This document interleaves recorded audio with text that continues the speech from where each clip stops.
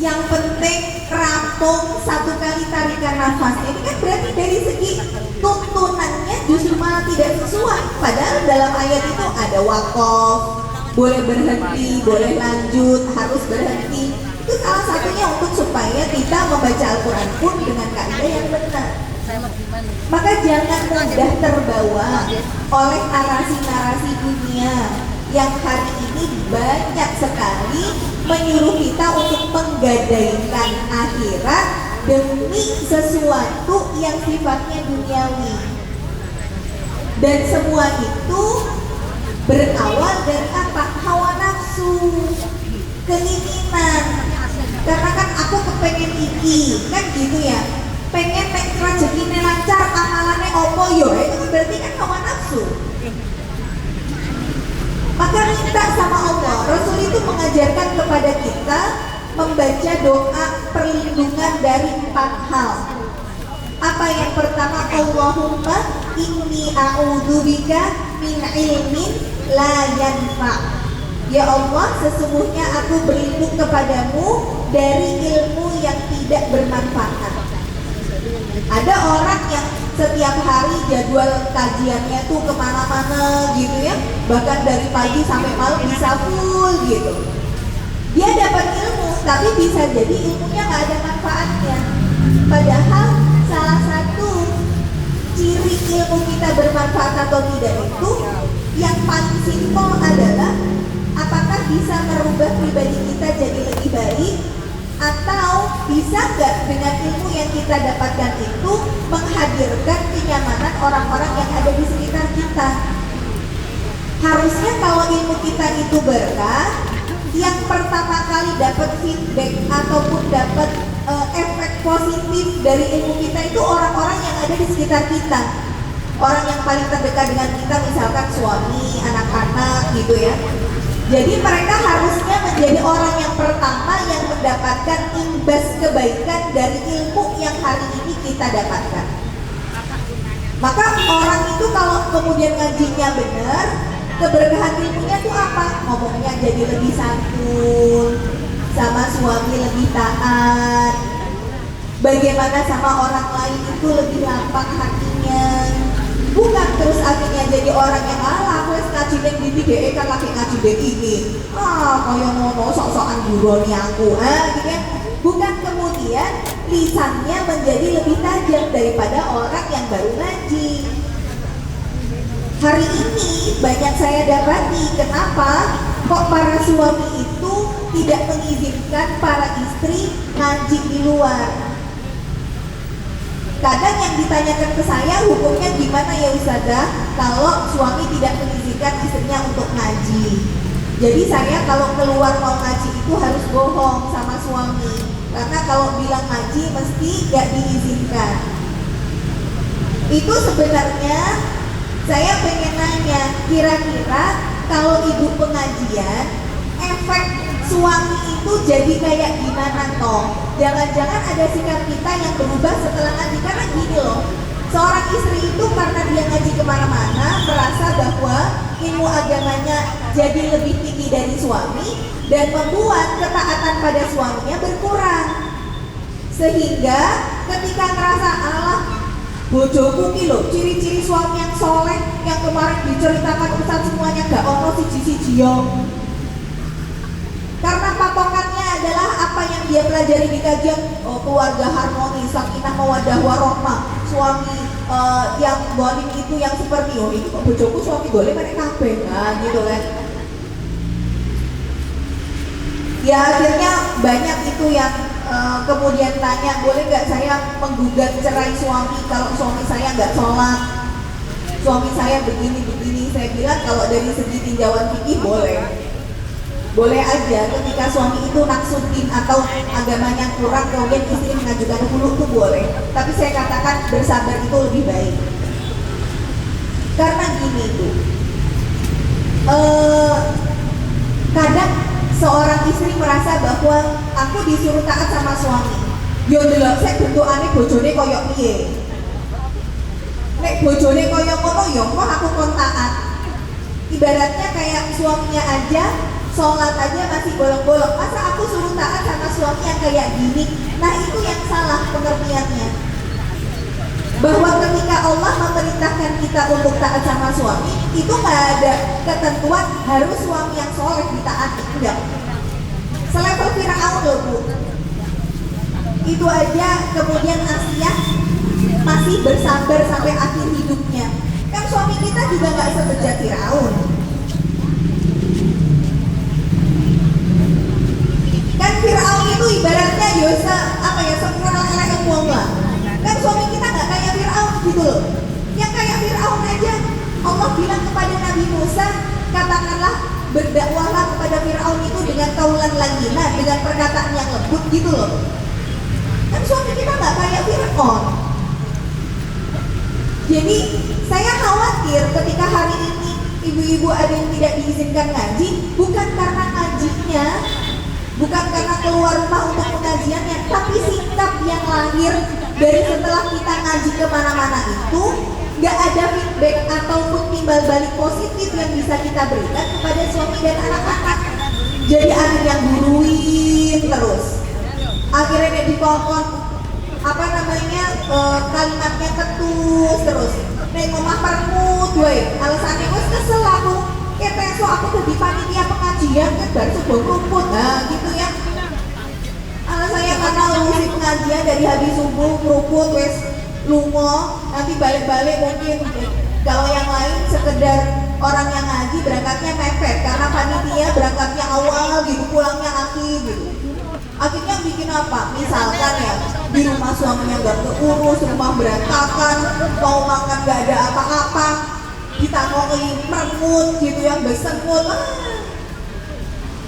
Makanya kenapa kok Rasulullah itu sabdakan khairukum li ahlihi, sebaik-baik di antara kalian itu yang paling baik terhadap keluarganya, bukan yang paling baik di mata orang.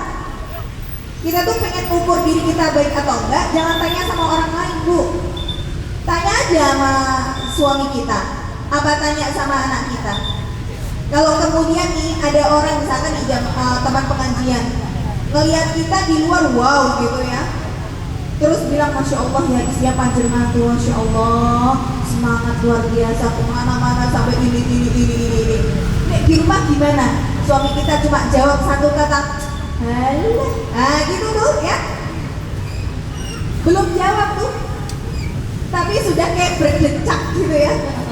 Kemudian sudah dengan ungkapan kekecewaan alah gitu ya, bojoku kae. Nah, apalagi kita begitu, itu berarti ada sesuatu yang salah dari ilmu kita. Jangan-jangan gak berkah selama ini kita ngaji kemana-mana.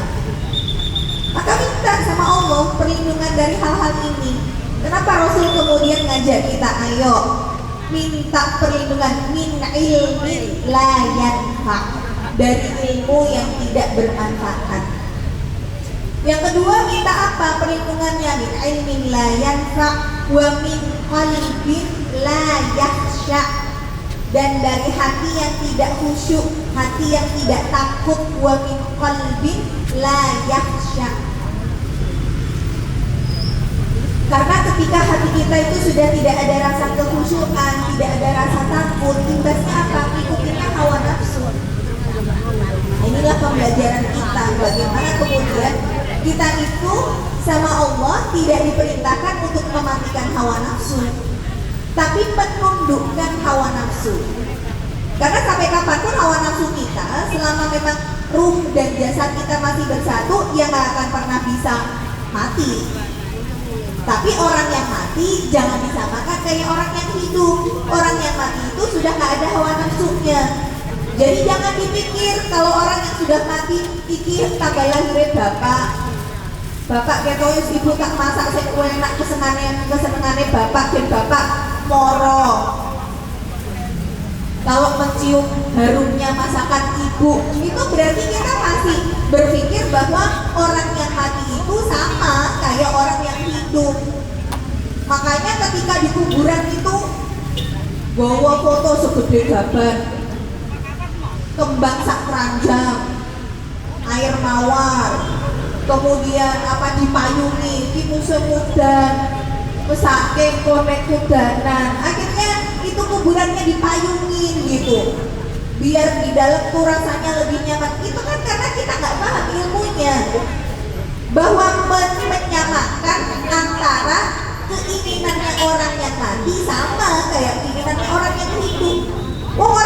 seperti itu kalau kemudian dia dibangkitkan lagi, apa yang dia inginkan? Laulaan atas sodak itu kok. Seandainya aku bisa hidup, aku pengen sedekah lagi. Gak ada, nih aku mana aku pengen masak aneh bojoku sing enak sak donya. Gak ada kayak begitu. Jadi selama kita ini memang masih hidup, selama itu pula hawa nafsu kita melekat dalam diri kita.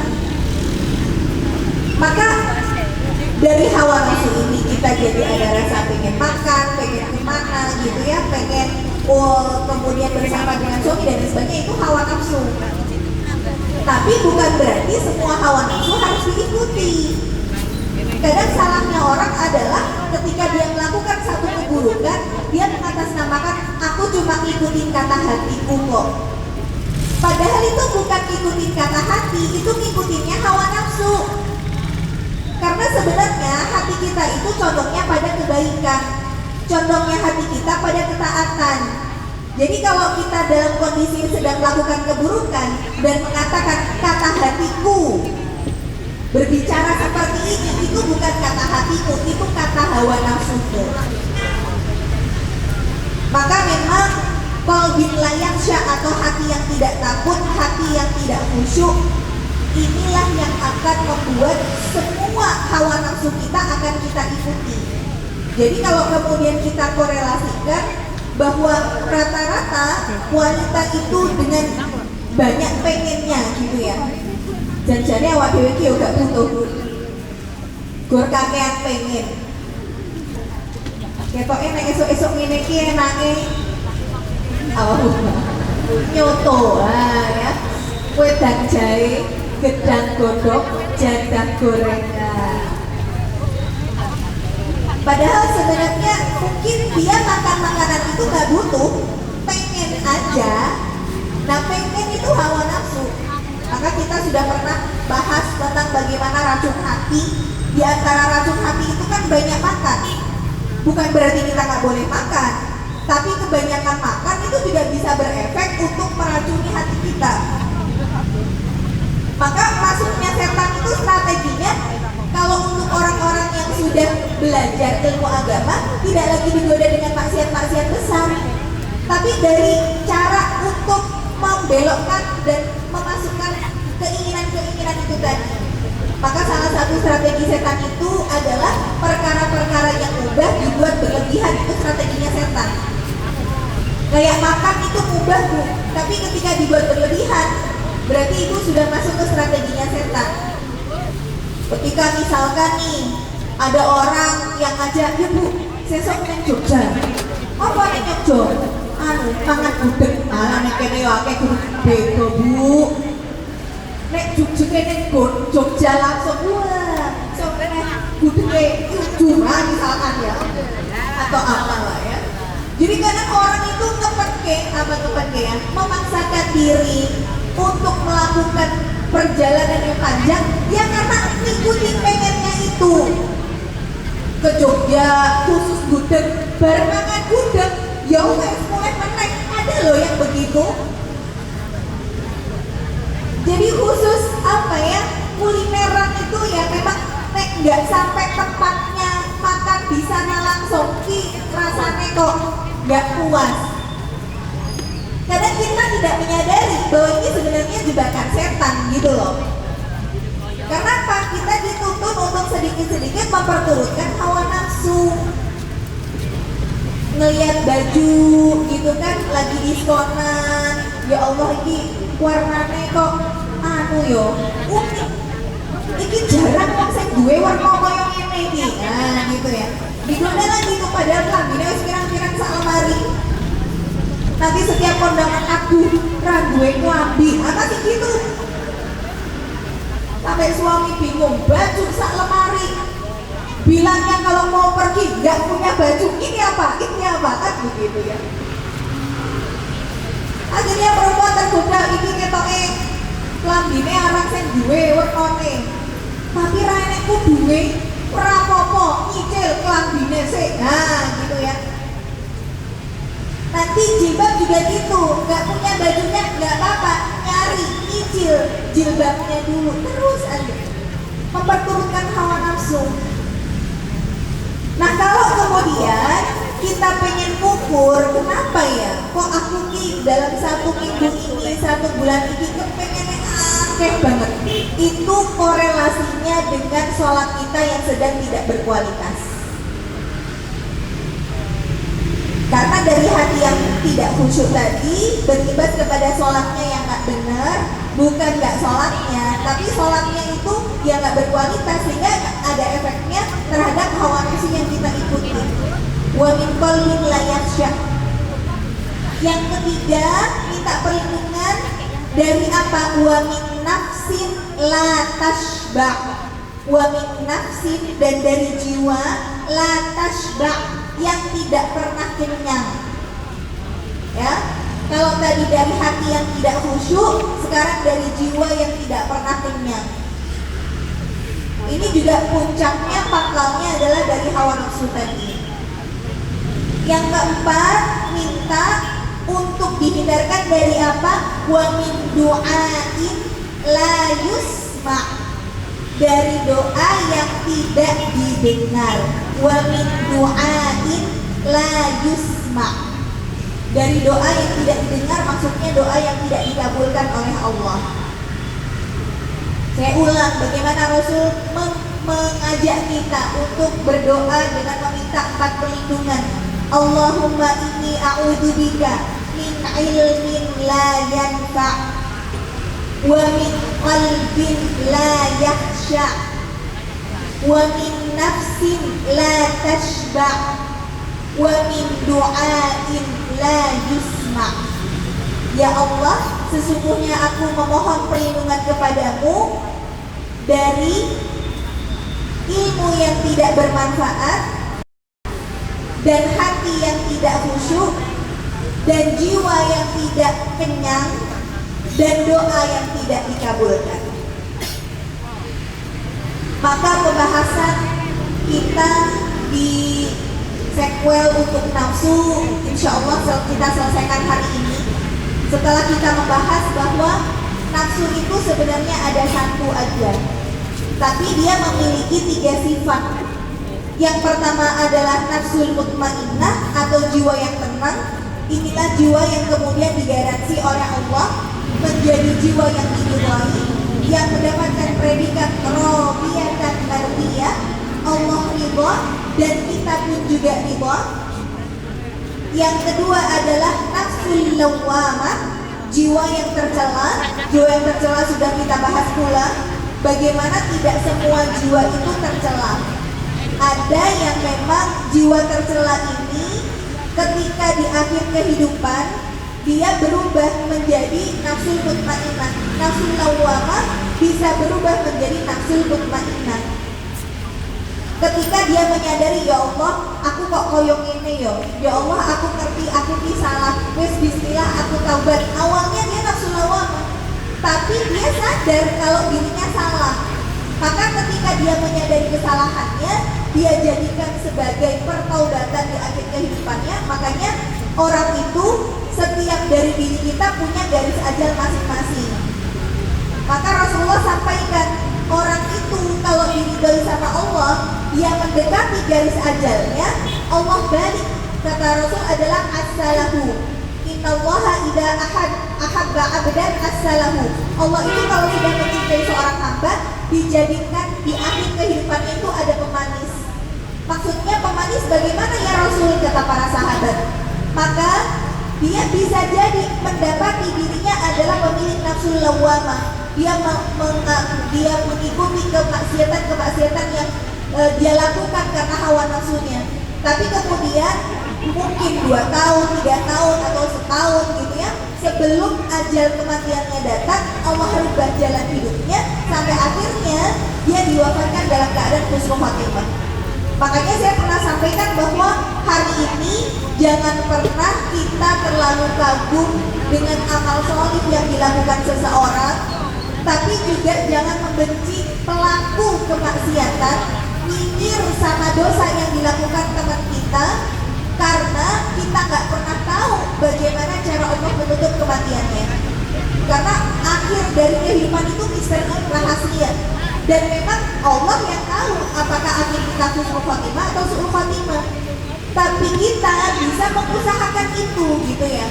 Jadi kalau kemudian ada yang mengatakan apakah takdir kita, perbedaan antara takdir sama qadar. Kalau qadar itu ketetapan dari Allah mutlak yang nggak bisa untuk diganggu-gugat, itu namanya qadar.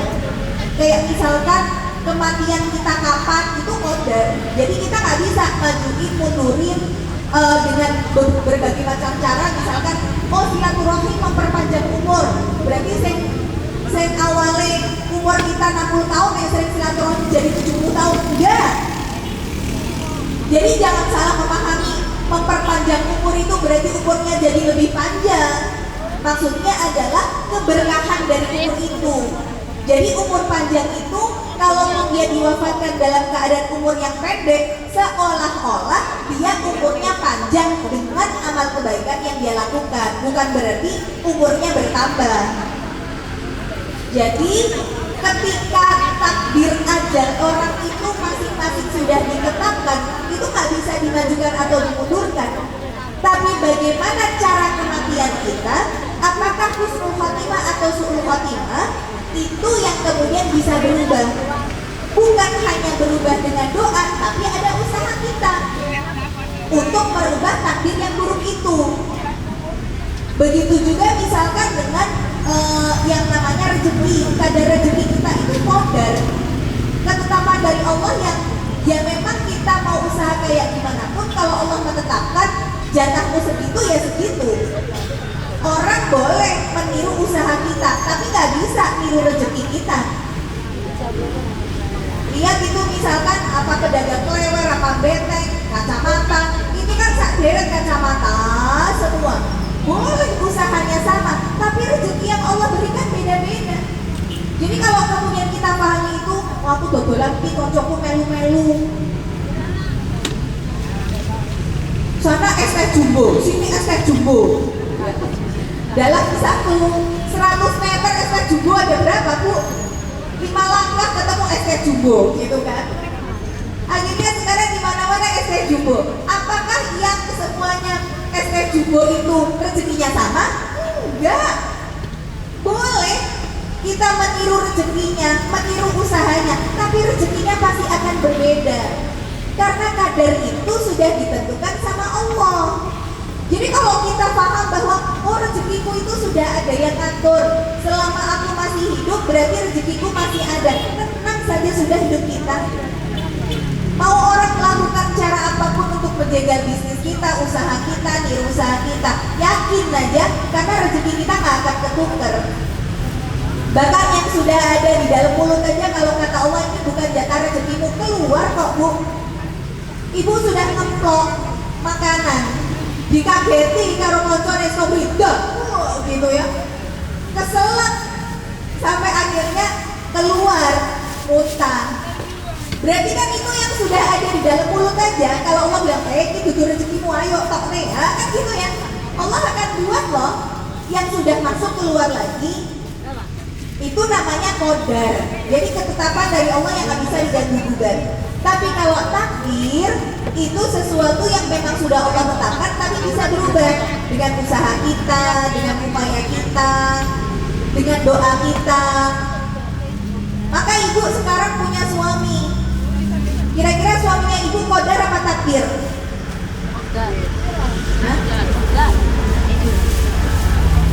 Qadar apa takdir, Bu? Suami kita takdir, dia bukan qadar. Bukan terus kemudian mengatakan ya Allah nasib kok jodohku koyo ngene toyo yo gitu ya. Karena kita menyalahkan nasib gitu. Kenapa Allah ngasih kita jodoh yang kayak begini? Loh, ibu bisa dapat pasangan ibu, itu bukan serta-merta Allah turunkan dari langit, no ini jodohmu, bukan begitu. Tapi ada usaha, ada ikhtiar kita untuk bisa dapat dia suami kita itu. Karena diantaranya jodoh ya kualitas diri. Ya jangan terus pengen seperti Rasulullah kalau diri kita nggak kayak Khadijah, kan gitu. Karena kita menuntut suamiku sempurna, pengen suaminya seperti Rasulullah, wewe ra koyo Khadijah kok pengennya koyo Rasul, kan gitu ya. Jadi jangan terus hanya menyalahkan Allah lagi, disalahkan lagi, takdirku kenapa kok gini amat ya Allah gitu ya. Jadi pahami itu ya. Kemudian ketika ada orang yang tadi ya, dia awalnya pemilik nafsu mutmainnah bisa berubah jadi nafsu lawamah. Makanya nafsu lawamah ini bisa jadi nafsu yang tercela, bisa jadi nafsu yang baik. Dia nafsu lawamah aslinya nafsu yang tercela, tapi bisa jadi baik ketika dia menyadari bahwa dia salah dan memperbaiki kesalahan itu. Makanya jangan nyinyir tadi sama pelaku kemaksiatan. Bisa jadi Allah rubah nih jalan hidupnya sampai akhirnya dia bertaubat sebelum kematiannya. Begitu juga pada zaman Rasul itu ada yang kemudian namanya Abdullah bin Jahash. Abdullah bin Jahash itu bagaimana dia adalah suami dari Ummu Habibah. Ummu Habibah itu salah satu dari istrinya Rasul yang anaknya Abu Sufyan. Nah, Abdullah bin Jahash, Ubaidillah bin Jahash ini termasuk generasi awal untuk hijrah ke Habasyah untuk menyelamatkan keimanannya di sana. Ternyata begitu sampai Ethiopia, Habasyah itu Ethiopia, karena di sana orang-orangnya Nasrani, justru malah dia untuk menyelamatkan keimanannya ke Habasyah, di sana justru malah balik murtad jadi agama Nasrani. Padahal termasuk generasi sahabat yang awal masuk Islam dengan kekuatan iman yang luar biasa, tapi justru tidak kuat mendapatkan godaan di sana sampai dia mengatakan, aku tidak pernah mendapati agama yang lebih baik daripada agama Nasrani. Akhirnya Ummu Habibah yang menceraikan diri dari Abu Ubaidillah bin Jahash dan akhirnya dinikahi oleh Rasul. Nah, nanti kalau kisah Ummu Habibah bagaimana di kisah sirah sahabiyah gitu ya. Artinya begini, kita nggak bisa untuk mengatakan bahwa orang soleh itu selamanya soleh. Bahkan di dalam kitab At-Tadhkirahnya Imam Al-Qurtubi disebutkan ada seorang muadzin yang dia selalu azan terus menerus sepanjang hidupnya, tapi ketika dulu azan itu harus naik ke atas menara, begitu dari atas menara melihat dari bawah itu wanita yang cuan itu luar biasa, akhirnya dia tergoda kepada wanita ini. Setelah azan dia turun berkenalan, akhirnya ingin menikahi wanita ini. Kata wanita ini, kau gak bisa nikah sama aku karena aku adalah Nasrani. Kalau kamu mau nikah sama aku, ya syaratnya kamu harus keluar dulu dari agama Islam. Akhirnya dia rela untuk murtad dari Islam karena menikahi wanita Nasrani ini. Sampai di malam harinya akan melakukan hubungan badan, atap rumahnya itu bocor. Dia akhirnya naik ke atap rumahnya, begitu naik ternyata jatuh dan meninggal dunia dalam keadaan murtad. Padahal sepanjang hidupnya itu dia selalu menjadi orang yang melakukan adat. Nah, bermulanya dari apa? Ikutin hawa nafsu tadi. Kepengen ini, enggak, aku cuma dia satu-satunya wanita yang aku cintai. Ini kata hatiku. Kan gitu. Orang tuh mengatasnamakan kata hati padahal kata nafsu. Maka nafsu lawamah itu bisa yang awalnya pemilik nafsu mutmainnah berubah gitu ya, tapi nafsu lawamah juga bisa sebaliknya, dari seorang pendosa berubah jadi orang yang baik, orang yang solih. Banyak kisah-kisah ya bagaimana dari nafsu lawamah berubah jadi nafsu mutmainnah. Saya pernah kisahkan mungkin di beberapa kajian, contoh bagaimana Freddy Budiman itu tokoh salah seorang pentolan gembong narkotika yang dieksekusi mati sama pemerintah. Saya pernah kisahkan bagaimana perjalanan dia sampai akhirnya menjemput kematian setelah proses taubatnya justru ketika di Nusa Kambangan bertemu dengan Ustaz Abu Bakar Ba'asyir. Padahal sebelum itu kita lihat bagaimana Freddy itu di dalam penjara saja masih bisa untuk menggerakkan narkotika di dunia. Jadi bukan lagi skalanya nasional, internasional. Bahkan di Cina itu dia tahu di mana pabriknya narkotika yang satu pil itu harganya cuma Rp4.500, dijual ke Indonesia bisa jutaan, uangnya masuk kemana aja dia tahu proses perjalanannya. Dia sampai di dalam penjara itu bisa masukkan PSK zina di dalam penjara. Bahkan sama sipirnya bilang, kamu kalau mau keluar aja, nanti balik lagi. Jadi nonton konser di luar negeri, nonton bola di mana, di apa Piala Dunia kemana, bisa dia. Tapi ketika dia dipindahkan ke MK, proses hijrahnya dimulai. Karena dia proses hijrah, khawatir nih, ini orang kalau sudah hijrah bongkar nih semuanya. ya keburukan-keburukan pemerintahan, pergerakan narkoba sampai dunia jalurnya mana-mana, ini bahaya. Akhirnya dia diancam akan dihukum mati, dieksekusi. Ya orang sudah tahu kapan jadwal kematiannya, mau apa lagi kalau nggak tobat kan gitu ya. Ya memang Allah memberikan hidayahnya macam-macam, tapi masya Allah saya lihat bagaimana perjalanannya Freddy dari TV aja, yang awalnya rambutnya kayak sulak merah kuning hijau gitu ya, karena disempel semuanya, terus dia dengan PSK di dalam penjara, berandalan lah. Semua kemaksiatan itu sudah dia lakukan, wes hakam lah ibaratnya, maksiat itu kabeh wis dilakon ya. Ketika menjelang eksekusi kematiannya sudah berubah penampilannya, kemana-mana sudah pakai baju koko, pakai peci yang dipegang tasbih, kemudian bahkan jidatnya sudah menghitam karena seringnya dia sujud. Dia tidak pernah absen melakukan tahajud, dia puasa sunnah setiap saat. Sampai menjelang beberapa hari eksekusi kematiannya ditanya, apa keinginan terakhirmu sebelum kamu dihukum mati? Dia bilang, saya cuma ingin anak saya jadi seorang hafidz Quran. Keinginan terakhirnya dia. Qadarullah gitu ya. Ya orang tahu kapan kematiannya, dia benar-benar hijrahnya tuh bukan karena, benar-benar karena Allah kan. Sampai akhirnya pada saat eksekusi mati, kan kalau di Indonesia tuh ditembak ya, dibawa ke pesisir ke pantai gitu, dia suruh dia disikap matanya, dia bilang nggak usah tutup mata saya karena saya tidak mau menghadap Allah dalam keadaan ketakutan. Saya pengen bilang sama Allah bahwa aku siap menghadapmu ya Allah. Jadi pengen benar-benar bilang sama Allah bahwa aku siap gitu, aku nggak takut mati ya Allah. Memang merindukan pertemuan dengan Allah.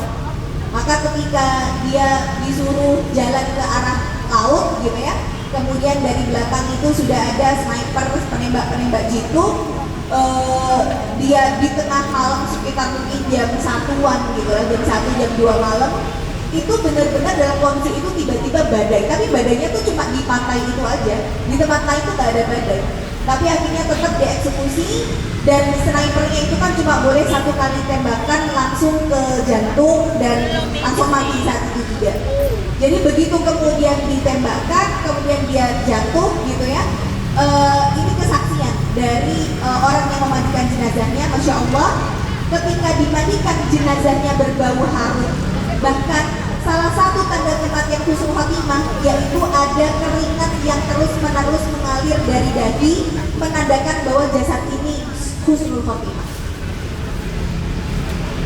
Kita kalau melihat apa ya, kalau dengar cerita kayak gini tuh kayak ya Allah, penakan ya udah Freddy yo.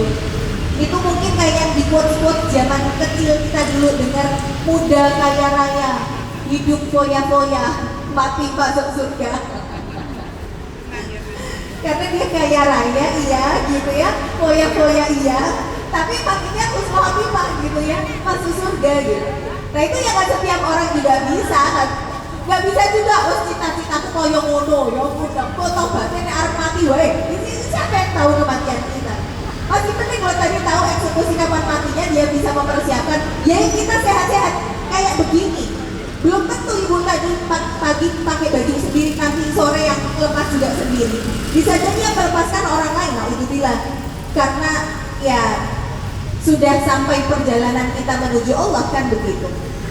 Maka kita juga tidak bisa untuk mengatakan bahwa orang soleh akan selalu soleh. Orang yang kemudian buruk mesti orang bakal tobat sampai kapanpun. Jangan menutup pintu hidayah, pintu kebaikan dari seseorang. Orang itu kalau hari ini menghujat pelaku kemaksiatan, Allah akan bikin orang yang menghujat tersebut dikasih ujian sama seperti orang yang dihujatnya, supaya Allah tuh tahu kira-kira kalau kamu dikasih ujian yang sama bisa nggak untuk melewati itu. Jadi hati-hati yang hari ini sukanya nyindir status gitu ya, kemudian ngomongin di grup, nah jangan sampai malah keadaan itu berbalik. Maka ini adalah nafsu lawamah. Maka nafsu lawamah itu banyak menjadi pemilik hati di akhir zaman, karena hatinya jadi cepat lelah. Jadi kalau misalkan kadang kita ngerasa ya Allah aku kok kesel banget ya rasanya, padahal ngomong-ngomong rasanya kok sumpek misalkan, itu sebenarnya yang sumpek bukan kita butuh healing, karena kan aduh lagi bosan ayo healing gitu ya, bahasa sekarang healing kemana. Itu sebenarnya karena kita sedang nafsunya lawamah, sehingga pemilik nafsu lawamah itu ketika dia melakukan kebaikan dia banyak ke distract atau banyak banyak nggak fokusnya, sehingga ketika dia tidak fokus untuk beribadah berbolak-baliknya dia antara kemaksiatan terus ibadah lagi gitu kan, ingat lagi keburukan lagi, karena dia berbolak-balik hatinya antara kebaikan sama keburukan. Inilah yang membuat hatinya cepat lelah. Jadi kalau sebenarnya hati kita lagi lelah, kita lagi capek, suntuk, kemerungsung, itu sebenarnya nafsu kita lagi lawamah. Kalau sudah gitu cari chargernya. Ya. Kalau kita melihat HP kita ada display baterainya tinggal sisa baterai 20%, segera hubungkan pengisi daya gitu ya. Sayangnya di batok kita, di jidat kita ini nggak ada display baterainya. Iman Anda tinggal 20%, gitu nggak ada ya. Jadi kalau kita tahu nih, waduh, ini delok raimu batukku enek tulisannya ketakwaanmu garek 15%, ayo kita bicara, enak kita.